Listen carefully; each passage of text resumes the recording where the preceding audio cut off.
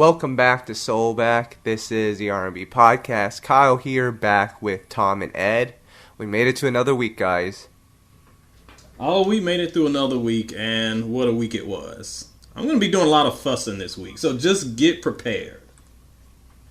We just barely made it based on what I heard from R&B this week. A couple artists threatened to burn the whole genre down, but that's a story I'm sure we'll cover later in this podcast. Oh, you know it's coming. Yep. But I want to start off with this, guys. Well, first off, shout-outs to our boy Todd Davis. He wanted a shout-out on the podcast, so here's your shout-out. But I want to touch on this, because I think this actually may end up on our Playa Please, but we want to bring it up now, because we're always in the discussion of chicken. Do you guys remember the legendary rap group Boneless Thugs-N-Harmony? Of course. Yes. One of the most influential groups of all times. Well, they've partnered up with Buffalo Wild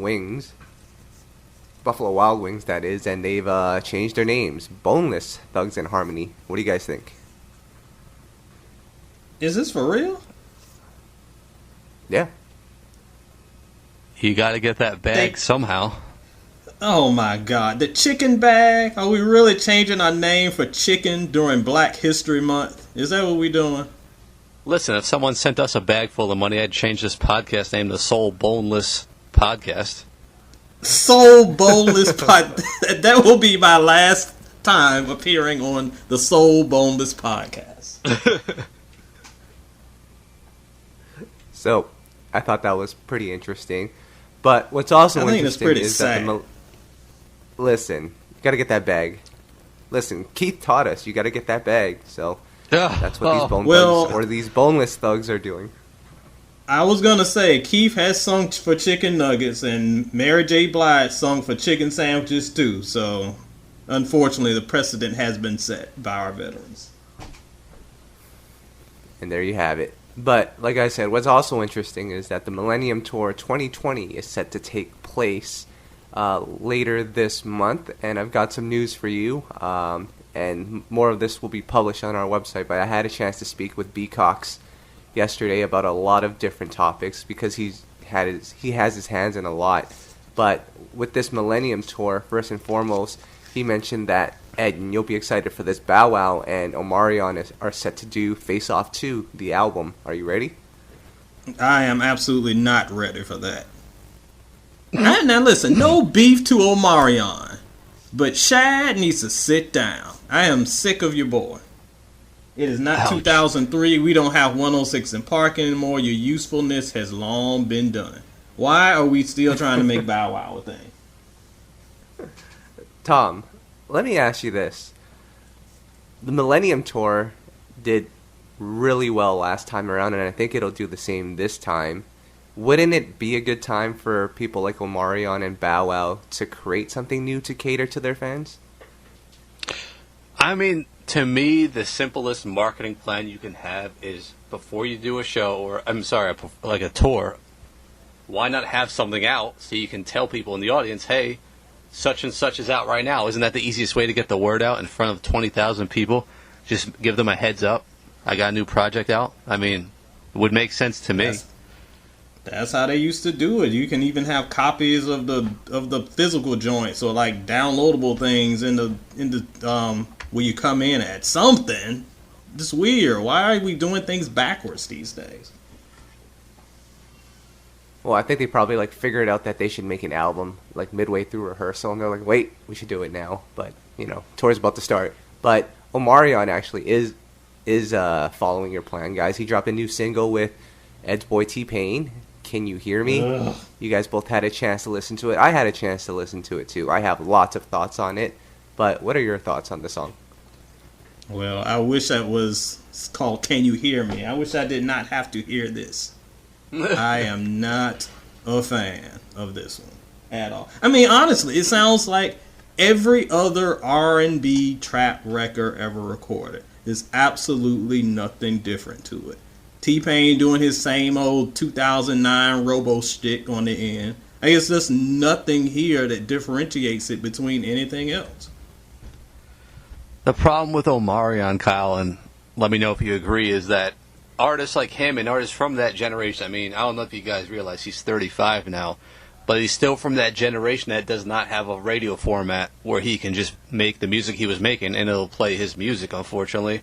He's not going to make adult R&B because he's just not old enough for that yet. And now he's got his only other choice is to make trappy R&B like the kids are making. So remember on his album, we loved a couple of the songs on there, including the song, I think it was called Deeper, right? And it was in our countdown. And I guarantee you most people didn't even care about that song or didn't even recognize the quality of it because it wasn't catchy or trendy. So what is Omarion supposed to do, Kyle? You know, I'm thinking about that too, because, I mean, first and foremost, I think I went on record to say that this is probably the worst Omarion song I've ever heard. I might have to retract that a little bit, because I remember some of the songs off that Illusion album, his third album. But, Tom, I think you do make a good point. As I think back to the Omarion discography, and I know it well, I even think about songs like, would that even be on the charts today? A song like that? No. I don't even know. So, of course I mean, not. But that again, was a great record. No. You got to be careful with that because, of course, you know, songs reflect the times, and there's no way a song like that would reflect the times. Some of Mariah's biggest hits would be thrown in the trash today just because it doesn't reflect the times. But Tom makes a good point that we've made before about the Trey Songz of the world who have had, they're still relatively young by world standards, but as far as artists, when you hit your mid-30s, you're in this weird spot where you're not quite old enough for contemporary, but you're way too old for, you know, the 20-somethings, because they've seen we age our artists out, unfortunately, but that's another argument. So they're stuck in this weird limbo, so they're like, okay, I got to do the trendy stuff, and it doesn't work because it's not reflective of their generation, and the current generation ain't trying to hear it because they see them as old heads. It's very weird, but that's where we are.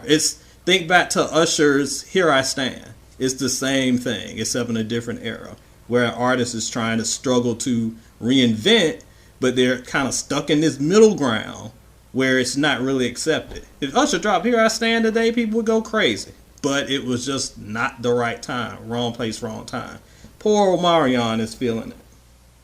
But Kyle, can I just share something interesting with you? Yeah. People are showing up to this tour, the Millennium tour, and the new one, to hear the nostalgic hits. I don't even think any of these people care about the new music he's making. So, guys, well, let me ask you this. Why not just take this time when you reach your mid-30s? You know, Bobby V's another one. He's about to turn 40, actually. Age gracefully. You know, start making that path. So, Urban AC Radio is a mess right now. Start charting songs on there. You could have number one hits on that format. I mean, why not? I don't see any problem. It gets your name out there. You can claim having a number one hit. Your fans don't seem to care about hearing those songs anyway, so why not, guys? I think it comes down to ego. I remember an interview with my man Keith a few years ago where he was like, I can't remember what song it was. Maybe it was Boomerang. It was one of those songs that hit Urban AC. He was like, I don't care. A number one's a number one. And I'm not ashamed of that. And he alluded that some artists do feel a type of way that they're not charting on the quote-unquote bigger charts. So I think that's what it is. They're like, I don't want to do that one. I want to do this chart. But in order to do it, they have to conform and try to attach their ears to an audience that most likely is not going to be able to be receptive to it. It worked one time for Tank, but that's it. Well, you guys make a good point, because I remember I interviewed Mario. This was back in 2013 or 14, and previously his label RCA was pushing his singles to Urban AC, and he was really fighting that. Led to him leaving the label, and I think it was the same case with some of the other acts from that generation, like Bobby V. They didn't want to just be on Urban AC, so now I think they're really against anything to do with Urban AC, which is why you don't see them being pushed to that or them choosing to go that lane. I'm wondering if that's the case.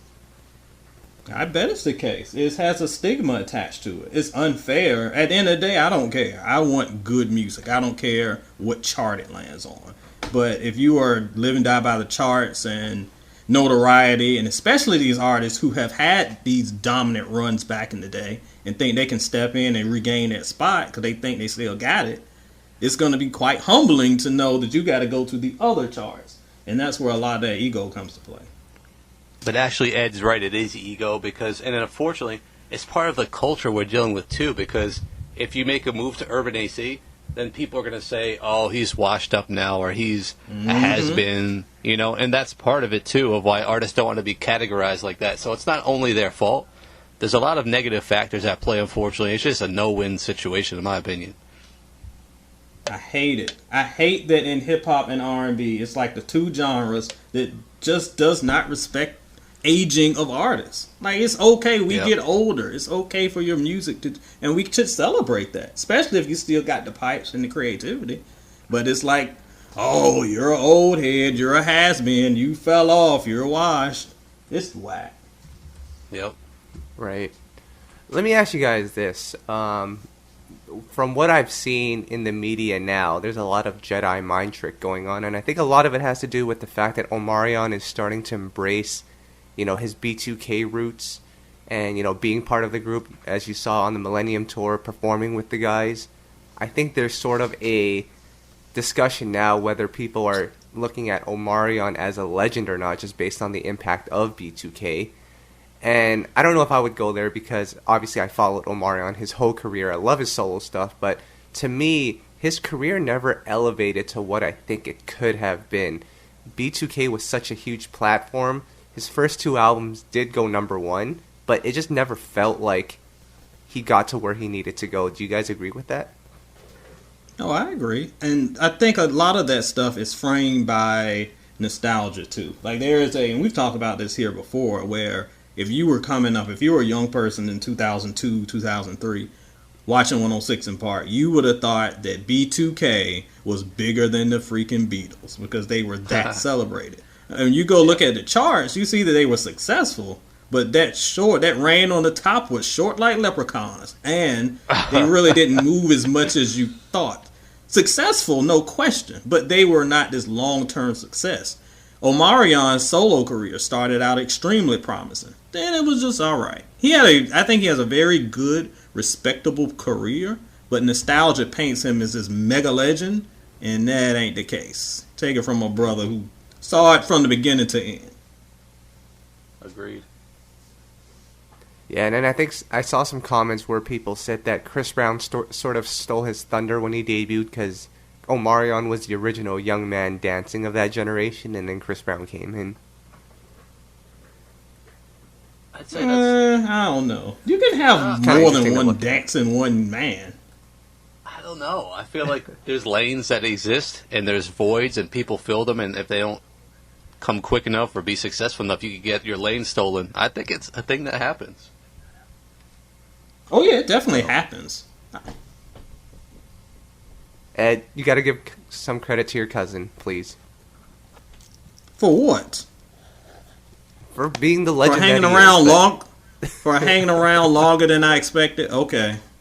And when you talk to him, can you ask him why he's painting his hair to look like a pack of Skittles? I don't get it. Someone on the Solar Stereo Cypher, I can't remember who, I wish I could, said he looked like a snow cone. I was like, oh my gosh. Jeez.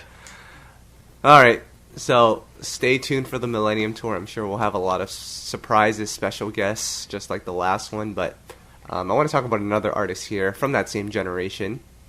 He has a new record out with OT Can I introduce Genesis. this topic? Yes, you can. I introduce this one? So speaking of aging gracefully, artists who age gracefully, Ne-Yo has a new single out. See, Ne-Yo for us is like tough love, man. We love Ne-Yo, but like he just has let us down so much in the past decade, Kyle. Yeah. I mean, he's had some records. Libra Scale was good. Right. Nonfiction was good. Red, I know Ed sort of liked that one. I didn't really like that one. And his last one, Good Man, I can't think of anyone that still listens to that album. Not that it was a bad album, but there's just nothing memorable about that project. But this new song, Tom? It was what it was. Yeah, that's a good point, Kyle. I don't even listen to it at all. Red, I didn't like at all. Good Man, I didn't like at all. Nonfiction, I actually did like, and Libra Scale, I did like. So now the new single, I did not like. This is not even singing, guys. This is rapping. Legitimately rapping. That's what it is. And I mean, he came out and told us that this new project would be trap inspired. So there you go. I will say this about this song. I have been very critical of trap songs in the past few years because everything just sounds so repetitive. And a lot of R&B fans, shout out to my boy DJ Soulchild, they got annoyed when I compared it to New Jack Swing, but it's the same thing. Everybody has found the pattern, and every beat sounds exactly the same. But I will say that this beat, I actually like the beat. It sounds a little bit different. It's a little bit more layered. It sounds like something could have been done here. But it was another by the numbers approach. OT Genesis needs to go somewhere. I don't know why he's still around. I'm in love with the Coco is old. Go away. And Ne-Yo's just rapping. It's a thing. It's a song that I will skip when the album comes. But Kyle, let me get your opinion. But I will say, Kyle, to me this is not copying trends like when he did Money Can't Buy and She Knows, which were very trendy at the time and had mixed results. But Kyle, he's rapping. I mean, this isn't just trap R&B. This is rapping. I mean, it's trendy in the sense that everything on Urban is like that. But here's my thing, Tom. Ne-Yo recently got divorced. This is a public knowledge thing, so I'm not making up anything here. And in most cases, traditionally, when an artist goes through hard times, is divorce hard times or is that good times? Where are we at with that? I guess it depends on what side you're on. I'm going to say hard times because some people are, yes, they're happy, but at the end of the day, it didn't work out. You can't be happy that you decided to get married and it didn't work out. Well, Ne-Yo sounds pretty happy on this song, but nevertheless, I'm going to assume that most people look at divorce as bad times or hard times, which means traditionally in R&B, when you go through hard times, that's when the best music comes out, right? When we look at Mary J. Blige, we love it when she's sad. When we look at Keisha Cole, we love it when she's sad. K. Michelle, love it when she's sad. Tank, love it when he's sad. I thought we were going to get that from Ne-Yo, because the thing about this song versus some of his previous work when they were sad songs like So Sick or Go On Girl, I felt something with those songs. I feel nothing with this. I'm just bopping my head to the beat because the beat's fire. It's fire to the point where my girlfriend put the song on her Spotify. She listened to it about 4 times. I told her to give me 3 lines from the song. She couldn't do it. So that's when you know the song is not great, but the beat is fire. That's what I'm saying. The beat is incredible. And to your point, and I understand what people say, and I've said this before in reviews, but I kind of hate it as a married person. Because when you don't want to wish negativity on someone. But the best music comes from those dark places. And some of those artists you mentioned is giving us great music. And again, this is one single. We don't know what the project sounds like. It could be a whole album of I'm Going Down. We don't know. But the point is, this record, I love the beat. I almost wish like it was given to a rapper. Not a trap rapper, but a rapper to do his thing over it. Because the beat's hot. But everything else, sleepy time.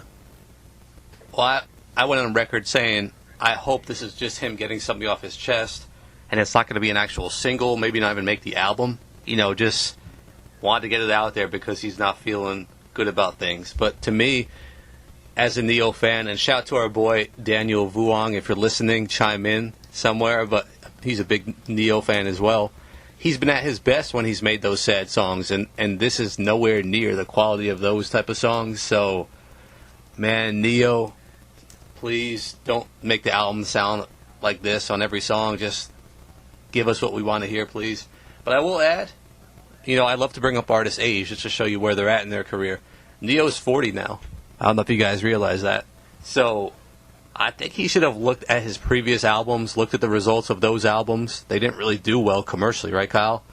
And yeah, no. And thought and realized where he's at in his career, and maybe just started trying to please his core fan base. I mean, I don't think he should still be trying to reach for the celebrity heights. I don't know if you guys agree or not, but that's my take. No, I see what you're saying, but again, we're going back to what we talked about earlier, and artists who had these big runs that are trying to stay in the know and get in the know. During the EDM era, Ne-Yo quickly jumped in that pool, And for better or worse, I don't feel like it extended his career with his day one fans. But he certainly made some bread off of those annoying EDM songs. I don't see it being any different here. It's doing the same deal. Well, I'm not sure if you guys agree with me on this sentiment. When I saw that Ne-Yo tweeted this song out, Pinky Ring featuring OT Genesis, my initial reaction was, well, at least it's not Pitbull. Oh gosh. We have traded OT Genesis in for Pitbull's spot. I think I'd rather I kind of have wish... Pitbull. Yeah, at least Pitbull and I'll never made say fun that sentence music. ever again. Pitbull at least made fun music. OT Genesis, I don't know what's going on. Ugh. I don't know what's going on with Pitbull, to be honest. I swear Pitbull has been making the same song for 15 years. Can someone name 3 Pitbull songs that sound different? It's a formula that seems to be working. You can't knock the man. Yeah. Oh, I knock everybody. That's just, you know how it goes. I mean, it's disposable garbage music, but hey, it's working. Yeah. Y'all Listen, can have it. listen, Ed. Tom's top 3 favorite artists are Black Eyed Peas, Jason Derulo, and Pitbull. But we don't want to get into that discussion right now. Don't forget Flow Rider coming in number 4 if we're going to complete this list, but hey, that's another whole podcast discussion. Yes, it Let's is. make sure I'm not on that podcast discussion. Oh, man. Speaking of Millennium artists, I've got one more for you guys here. Pretty Ricky, they dropped their new single, Body. I think it's produced by Rico Love. Ed, it samples Keith Sweat. Oh my God! So let me lay the backstory for our listeners on this one. So your boy Kyle hits me up. It's like, oh, you got to hear this song. It samples your boy Keith. I turn on the song, and I hear the legendary LSG's "My Body" come on, and then it gets chopped to pieces. And guess who I hear? The weirdos from Pretty Ricky doing their struggle bars all over. Weirdo. Now I will say, whoever produced it, Rico Love or whoever, the beat is nice. Whoever chopped up this sample did a great job. But Pretty Ricky for the past 20 years has wasted more hot beats than any other group I can think of. Shout out to my man Alex Goodwin, because he mentioned maybe a week or so ago, he was talking about Pretty Ricky and talked about how weird of a group they are. He's like, they're an R&B group. They're classified as an R&B group. But it's like one singer and a bunch of weirdo rappers. And he's right. He's right. Tom, isn't that unique, though, that they had 3 rappers and 1 singer? I wish people would do more stuff like that. Just be more creative than the typical 4-man, 5-man group. Come on. Oh, my Listen, God. all I got to say, I haven't heard the song yet, but it's always commendable when younger artists pay homage to the greats. This is Younger true, Ed. artists. Spectacular's probably about 37 now. Calm down. And making lots of money wearing glasses here. Let's give him some props, please.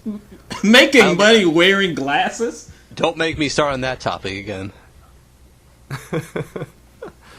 All right. And shout outs to Pleasure Beat. He sounds great on the song. They're going to be on tour soon, so be on the lookout for that. Let's get into some more news here. Musiq Soulchild, Tom, dropped a mixtape.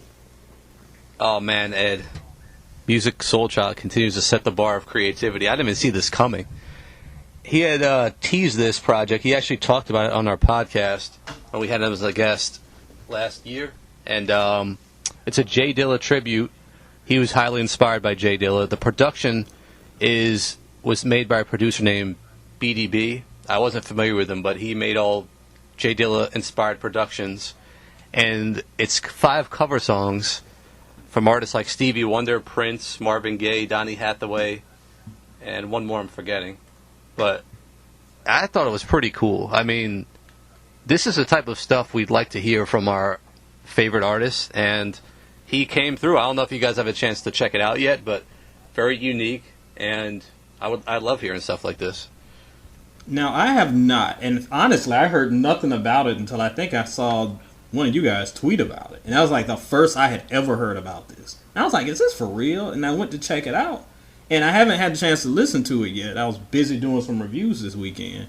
But I love the concept behind this. And to Tom's point, And to my point earlier, I feel like we have to be better about celebrating our artists and not waiting until they die and giving them Grammys to their kids because they're gone now. And now that we're on the hype train when they're gone. But celebrating these legends who have paved the way and just giving back a little bit. This is, 5 tracks, no skin off of Musiq's teeth. This is a way he can celebrate an artist that has meant a lot to both him, R&B, and hip-hop, shake the whole sound for a good part of a decade. I love the concept behind this. Can't wait to check it out. You know, it's interesting because I talked to Kyle about this. Artists don't do cover songs very much anymore, and I think the reason is because of money. They don't want to give up any money to, and the publishing or whatever is involved with a cover song. Because if you remember in the 90s, artists used to do a cover song and release it as a single. I mean, you remember Donnell Jones on his first album. Who was the group that did Ribbon in the Sky? I can't remember the name, but there was times. Intro. So, I mean, this stuff used to happen. Now artists won't do it anymore. So music, it's like he just put all that aside and just did this as a tribute, which I thought was cool. Yeah, I missed, and a lot of times you can go back. I mean, we were talking about Genuine's album last week, and he had the Prince cover on it. Mm-hmm. There was a time where it seemed like every album had at least one cover, maybe to their favorite artist, or maybe it was a gospel song they grew up on. And we're missing that. I don't know if artists today, to your point, don't want to come off the bread. I don't know if they feel like they can't physically do it justice. I don't know if artists today just aren't schooled on anything beyond the now. They might not know these songs exist. But I certainly miss it. Because these are the songs that keep the genre alive. A lot of these covers might be the first time you hear this song. I'm sure someone hearing Ribbon in the Sky from Intro in the 90s, that might have been the first time they heard it. And then they went back and checked out Stevie. Or when Jodeci did Lately, they went back and checked out the original. So that's the way you keep the genre alive. Guys, I think you guys are being a little old-headed here, because... Oh, God, here, what is this about to go? This generation is all about creativity and doing it their own way. Covering an old song is not cool to them. They want to be able to flip it and turn it into something else. What about Tory Lane's last album? What about it? I'd like to flip that in the trash.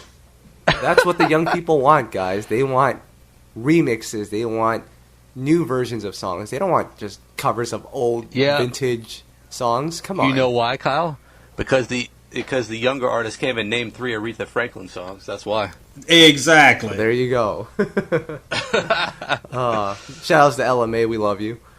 Now Bilal came back with a new song here, and Bilal to me has always been someone who's rather interesting. I can't say that I love every Bilal song, but you know he's going to come with something eclectic and fresh. Ed, what's going on in this song? Yeah, as many people know, like I have had quite a love-hate relationship with Bilal. When he first came out, I did not get the hype at all. But over time, I have gone to appreciate his work. And this new song, I'm blanking on the name. Is it from a soundtrack or a movie? Something like that. It's from a movie he's actually starring in. Yeah. Oh, interesting. But yeah, I thought it was pretty solid. It's the thing about Bilal that puts him over the top for me. And while I'm not that big of a fan vocally, he conveys emotion. He's perfect at storytelling through his lyrics and his vocals. And that's something I've always appreciated with him. And that really drives this song here. So artistically, I think it's a pretty solid song. So we'll be on the lookout for a new Bilal project, hopefully sooner than later. But I've got a couple of hard-hitting questions for you guys right now. Oh, boy, I love these. First and foremost, Dru Hill's Unsung episode, I guess, set to air by the time this podcast publishes. Tom, didn't Dru Hill recently do an interview? And I couldn't wait to tell you about this. So I read this interview that Dru Hill did to promote the Unsung. I'm not going to name the outlet or the writer. But Ed, this writer she came across like she had not heard of anything from Dru Hill since 2001 and just knew Sisqo and didn't know they had any other albums or new members. She asked during the interview, so you have new members in the group now? And didn't even know who Playa was. I mean, don't people even do research anymore when they do an interview? See, now my head is about to explode like that gross gif where the dude head blows up. Can a brother take a few seconds to talk about music journalism? I need, if you're a music journalist that I see out here, everybody loves throwing the tag out. If you're a blogger, if you're just some random who tweet, if you're some weirdo with a blue check that's never gone to journalism school, I don't care, but I need you to do one thing before you interview these artists, because you aren't interviewing them 2 seconds before. I see you tweeting about a week before about how you're going to be talking to this big name artist, blah, blah, blah, because you love the stunt, but you don't like time doing your research. All you got to do is go to this thing called Wikipedia. You can look at the little top section, and it says present members and past members. See who these people are. Read the little first 2 paragraphs. Look at the little discography. See what albums came out. And not going on your memory and think the last album had In My Bed on it. And then have a little bit of throw it in your mental Rolodex. Get your questions ready beforehand. So when you interview these artists, you don't look like a dummy and prove that you are not worthy of carrying a conversation because you haven't done none of your research. How are y'all, these music journalists that keep coming in my feed because you got a bunch of followers and a bunch of people that follow you, and you don't do any research? It drives me crazy. I'm about to fight. I'm going to punch my microphone, Tom. I'm heated. How are these people getting all these chances? Hold on. Before you guys continue, we can't just use Wikipedia, guys. I'm on the 112 page right now, and they don't have the names of the 2 backup dancers. Oh. Listen, no. Get mad, though. What it is? Listen, what is it? These media outlets hire freelance writers. It's a very sloppy job. All they care about is the headline. The headline had nothing to do with the group. It just said, like, Sisqo didn't like singing In My Bed or something, and then it was actually an interview with Dru Hill. I had no idea from the headline. So to me, it's like some cheap freelance writer they hired, and that's what we get in this day and age, unfortunately. They're not passionate music fans, so that's where we're at. And unfortunately, a lot of times these freelancers don't have, any type of journalistic experience. It's just somebody who's hot on social media. So if you have a bunch of followers, you can get drafted into, I don't know, Essence or Vibe or whatever, because they say you got a bunch of followers and you tweet out any old BS, a lot of people are going to click and follow it. So you don't even have to be skilled. All you got to have is a bunch of followers and be able to string 2 sentences together and make funny tweets. If you can do that, we'll hire you. And it's sad, Kyle is right, that I had to be like, go to Wikipedia, because that is so inaccurate. But that's the least you can do before you go interview somebody. A little bit of research, dog. You're killing me here. Let me ask you guys Kyle, this. Can I ask?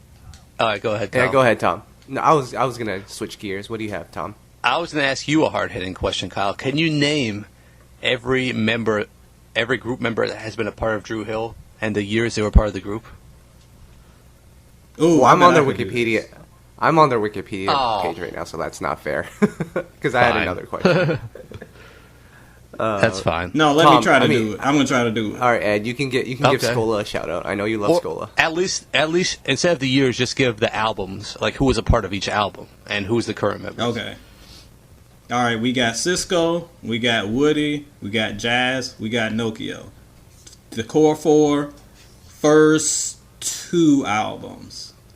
Then we got my man, what's his name? Scola. That was 3rd album. Yep. And who then left? We got my man who went to do the gospel joint. Woody.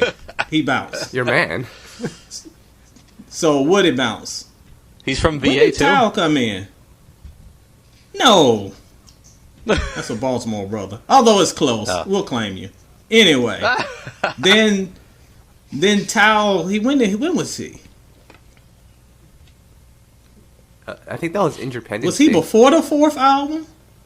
No, he was on the 4th album. He was on the 4th album? Yeah. See, that lets me know no one listened to that fourth album. Yeah. Okay, so that was fourth album era. Then we got back to alright, after the fourth album, then we're done with albums. Then my man Jazz stripped out.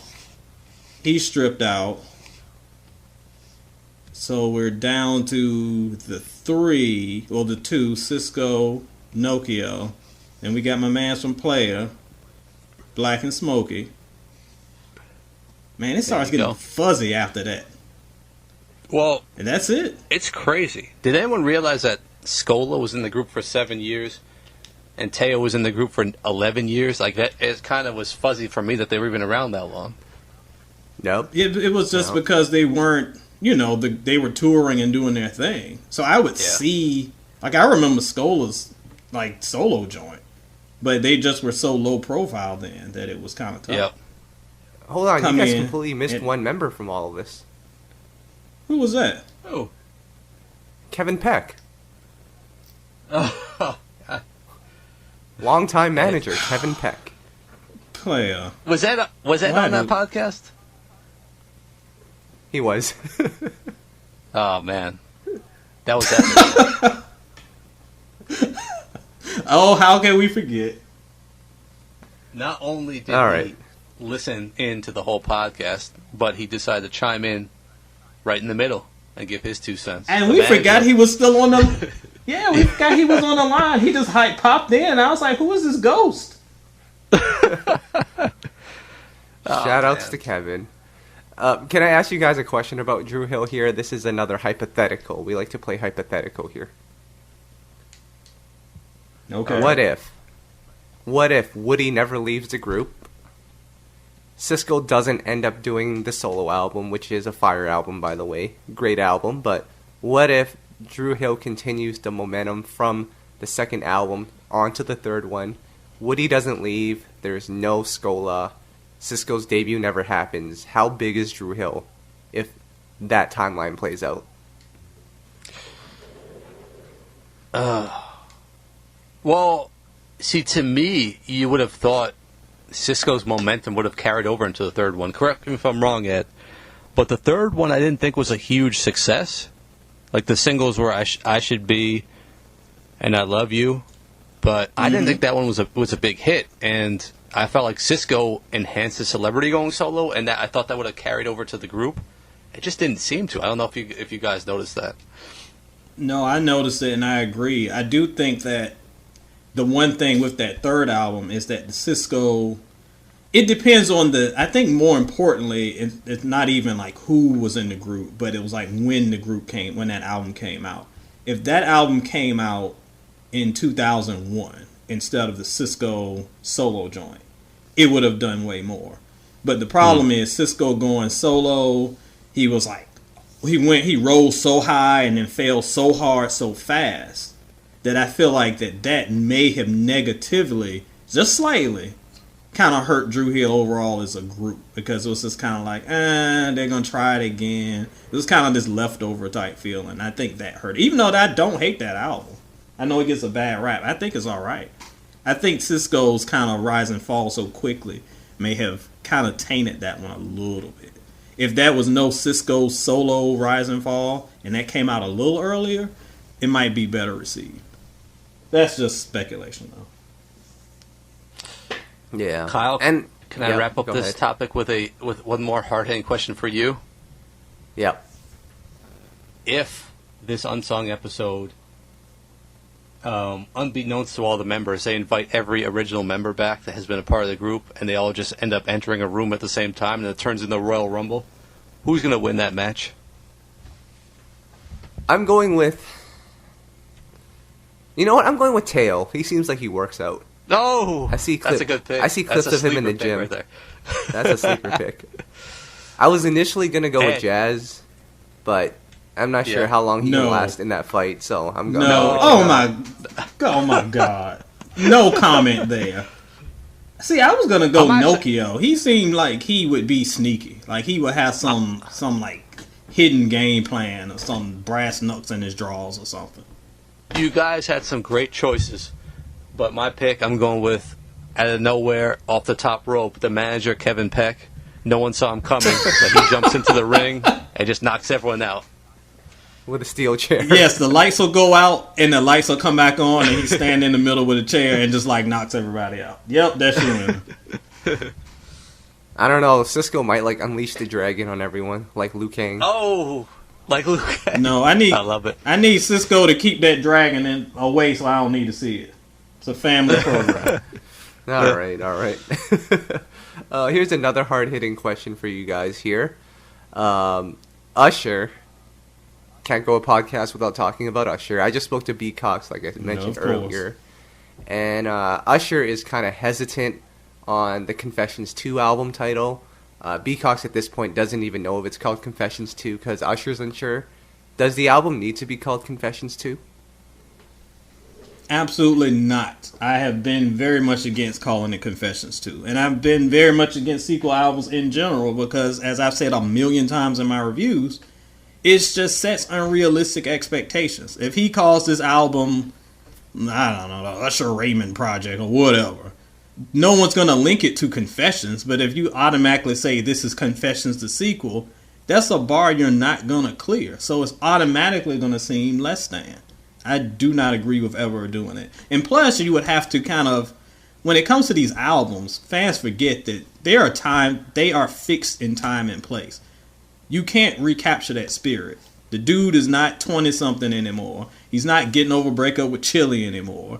He doesn't have peak era Neptunes and those guys to work with. Like, everything has changed. So to put that mindset back then with those ingredients, it's just not going to work. I just think that you're setting yourself up for failure. Kyle, and you can correct me if I'm wrong, but I almost feel like the hype has died down from the whole Confessions 2 thing. Because when he teased it, that was going on, I think, about a year ago. I mean, it's like the momentum has slowed down. People were so excited at that time. He could have done a quick rollout at that time. I guess he had nothing prepared to go with. It's just dragging on. Like, what is going on? I hope your interview provides some answers. But, man, it's just hard to be excited about what's coming out. It just doesn't seem like it's inspired. Well, he's still working on the project. So there's that. So hopefully we'll get it by the end of the year, top of next year maybe.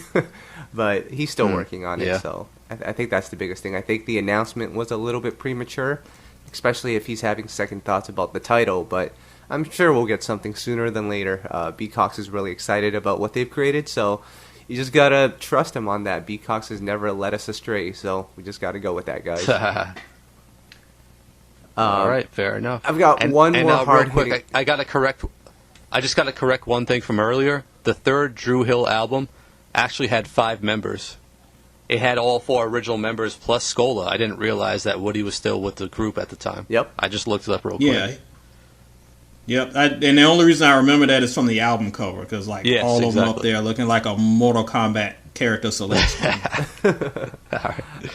The last hard-hitting question for you guys here. Have you guys heard about that Lovers and Friends festival that's going on in L.A.? Oh, yes. That thing was quite the hot topic over on the Soul and Stereo Cypher on Facebook. So pretty much every single one of your favorite R&B/hip-hop acts from the 90s and the 2000s will be there, except, crazy enough, Musiq Soulchild and Keith Sweat. I'm not sure how you guys didn't make the cut. But Keith Sweat is the 80s, first of all, so moving on. That's true. Oh, okay. First of all, get your facts right. It was late 80s, and he dominated the 90s. So stay over there. All right. Well, a lot of stuff that happened with this. First and foremost, a lot of people were comparing this to the Fyre Festival. We need to leave Ja alone. He's actually on this festival. Wow. Let's just let bygones be bygones. But there was a lot of confusion about this festival. It was organized by the people at Coachella, the people that do the Coachella festival. Snoop Dogg's actually an organizer of this as well. He's promoting the event.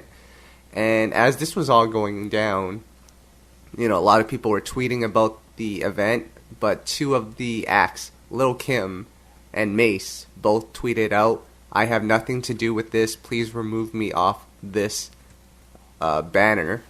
And then about 24 hours later, they both replied with, the check has cleared, we're ready to go. So the question for you guys is this the promoter's fault or is this the artists and their team's fault?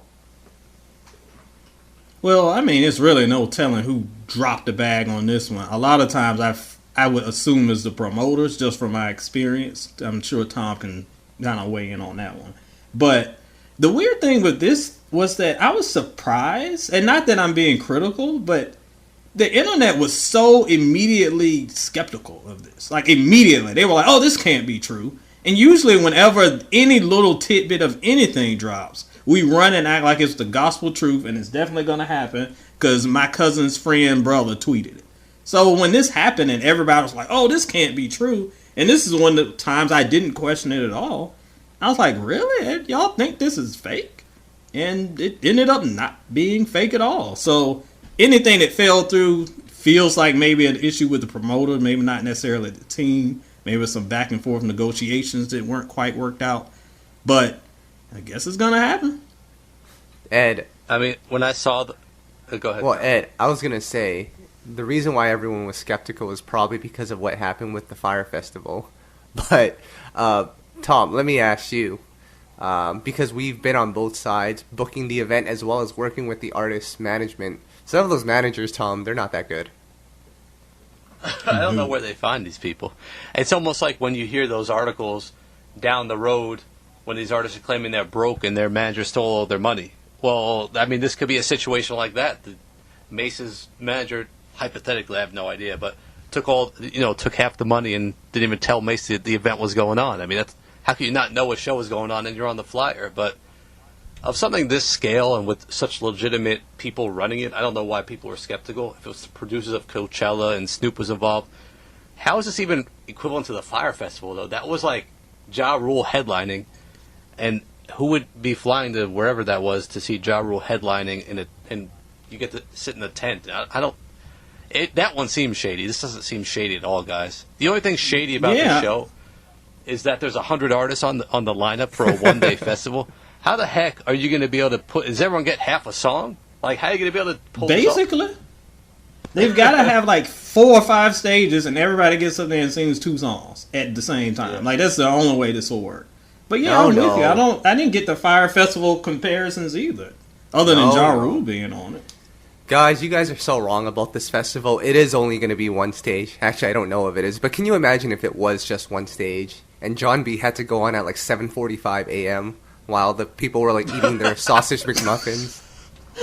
Oh. Well, I had speculated they would set up a stage in the parking lot near the porta potties, and some people would have to go on at like 11 a.m. and while people are walking in or going to the bathroom, they would get to see an artist perform. I mean, that's what it looks like. Oh my God. Y'all would have Nina Sky over by the bathroom porta potties? That is a terrible look. Wow, Montel Jordan's going to be like, this is how we do it while you're ready to take a dump? I like it. Oh, God. Wow. Oh, my jeez. Why do I walk into these things? All right, guys. Can we get into the SoulBack track of the day? What you got this week? Yep.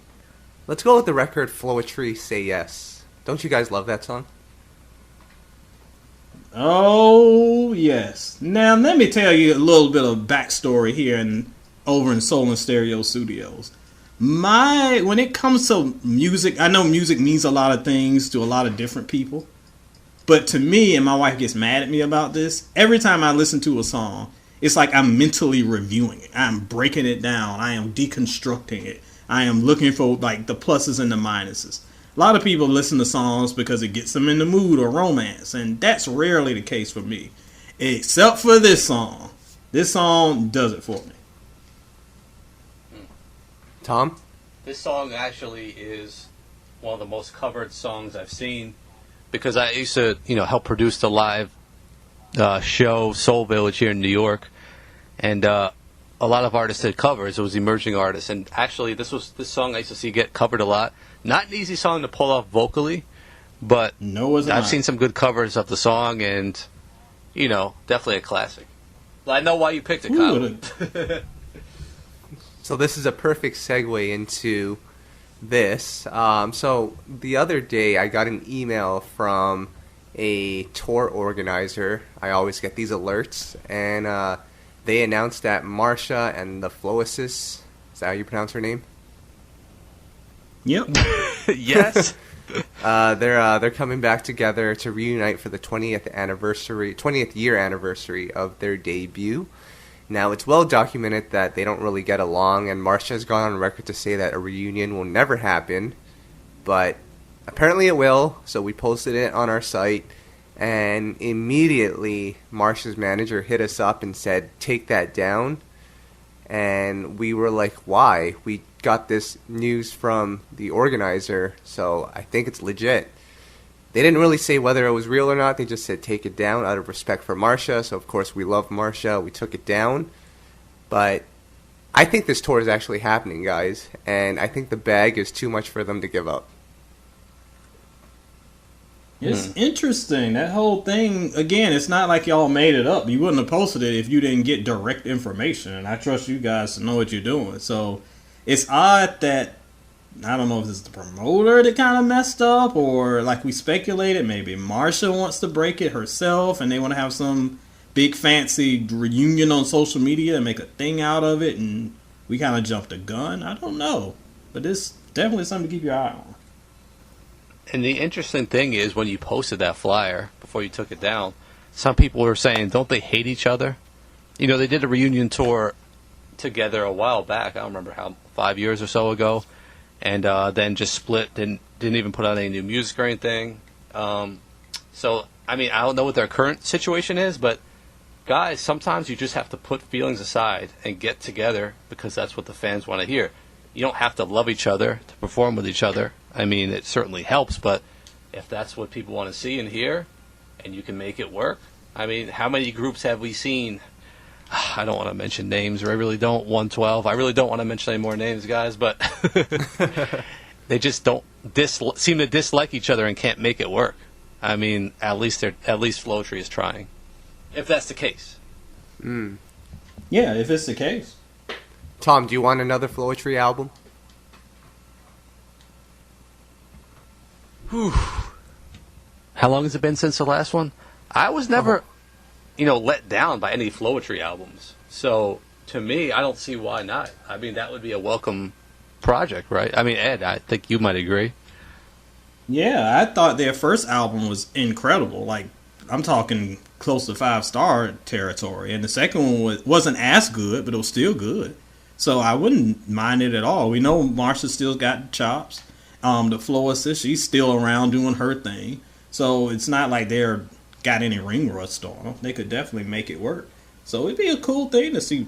I'm for it. Their animosity is well documented. So hopefully they can move past that, because there are bags to be gotten out here.